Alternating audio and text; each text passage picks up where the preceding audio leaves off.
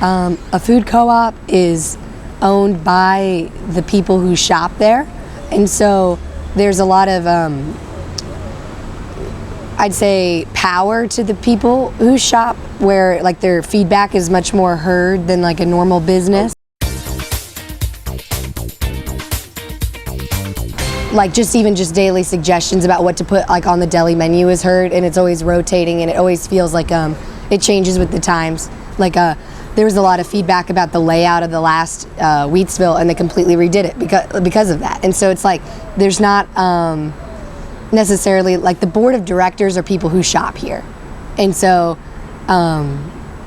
what would make this a co-op similar to like other co-ops is just that it's like fairly democratic, and there's not a company on top of like in charge, and it's very much like a local business.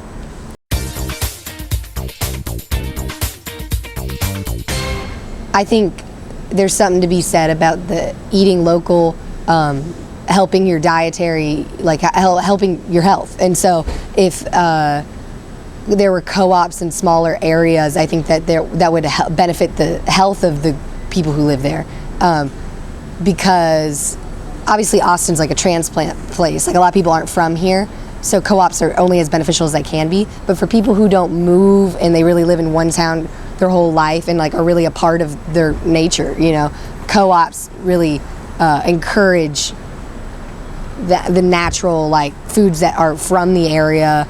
Like you just don't see processed. There's no goldfish here, you know. Like it's just like places like bigger businesses certainly bring in food that's unnatural to the climate, unnatural to the just like to the body. Economically, it would benefit all the local vendors, and so it's like it just really encourages the small like mom and pop shops to keep going and expanding, and so this is profit for them and profit for Wheatsville.